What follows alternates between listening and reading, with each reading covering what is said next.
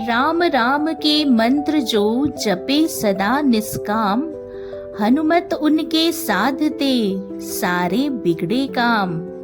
अजर अमर संसार में महाबली हनुमान, मिला उन्हें प्रभु राम से ऐसा ही वरदान। रोम रोम जिनके बसे पुरुषोत्तम प्रभु राम, ऐसे दीन दयाल को शत शत बार प्रणाम। जय जय श्री राम। नमस्कार दोस्तों, जय श्री कृष्णा, राधे राधे। आज हम आपके लिए इस वीडियो में लेकर आए हैं हनुमान भक्ति की एक बहुत सुंदर कहानी। किसी गांव में एक साहूकार अपने परिवार के साथ रहता था। साहूकार के दो बेटे थे। एक बड़ा बेटा था, उसकी पत्नी नंदिनी हनुमान जी की बहुत बड़ी भक्त थी। हर मंगलवार को हनुमान जी का व्रत रखती थी। साहूकार को यह बात बिल्कुल पसंद नहीं थी। वह पूजा पाठ में जरा भी विश्वास नहीं रखता।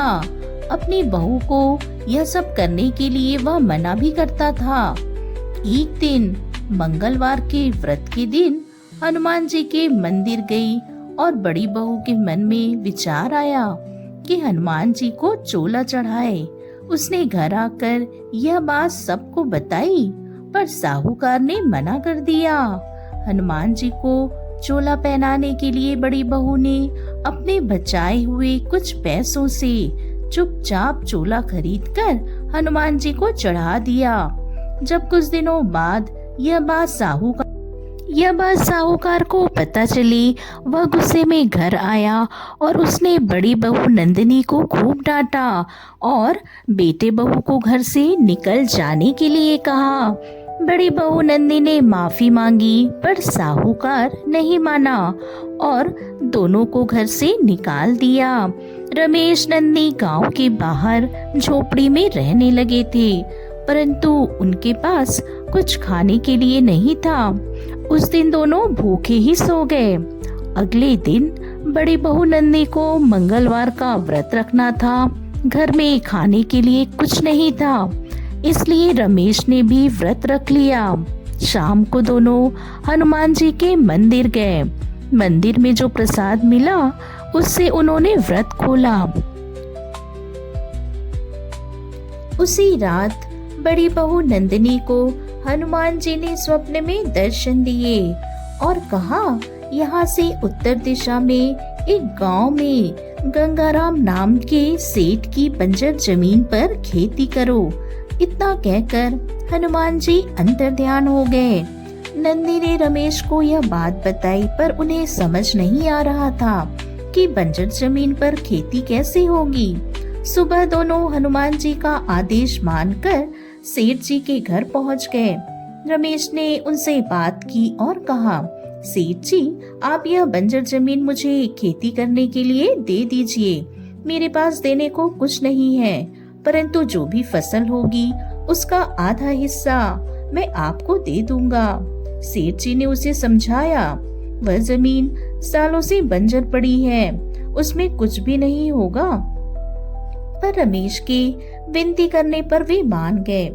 रमेश ने उसी दिन से खेत को जोतना शुरू किया। दिन रात मेहनत करने पर खेत की मिट्टी उपजाऊ नहीं हो पा रही थी। नंदिनी भी कुछ घरों में काम करती थी, जिससे शाम को खाने के लिए कुछ मिल जाता। एक दिन रमेश जब खेत में हल चला रहा था, उसका हल एक जगह अटक गया। उसने हाथ से खोदा तो देखा एक मटकी निकली, जिसमें सोने के सिक्के भरे हुए थे। रमेश को समझ आ गया कि क्यों हनुमान जी ने उसे इस बंजर जमीन में खेती करने के लिए कहा है। वह मटकी लेकर घर आ गया। शाम को रमेश और नंदिनी हनुमान जी के मंदिर गए। हनुमान जी के पैरों में मटकी रखकर वे दोनों रोने लगे। इसके बाद रमेश ने कुछ सिक्कों को बेचकर अपने साथ कुछ लोगों को काम पर लगा लिया और पूरे खेत को जोतकर बहुत मेहनत के बाद कुछ दिनों बाद अच्छी फसल तैयार हो गई। फसल का आधा हिस्सा उसने सेठ जी को दे दिया। तब सेठ जी ने कहा कि तुम इस खेत को खरीद लो, तुमने बहुत मेहनत की है। तो रमेश ने वो खेत खरीद लिया। कुछ दिनों बाद रमेश ने कुछ और खेत खरीदे। उसने बहुत तरक्की कर ली। उसी गांव में उसने बहुत बड़ा मकान बनवा लिया और उसमें हनुमान जी का मंदिर बनवाया।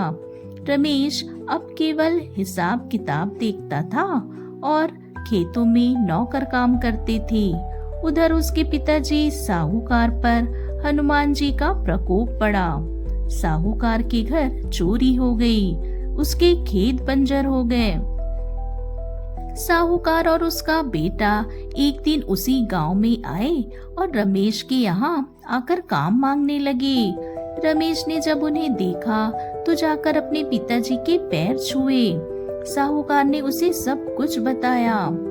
रमेश ने पूरे परिवार को अपने यहाँ रख लिया।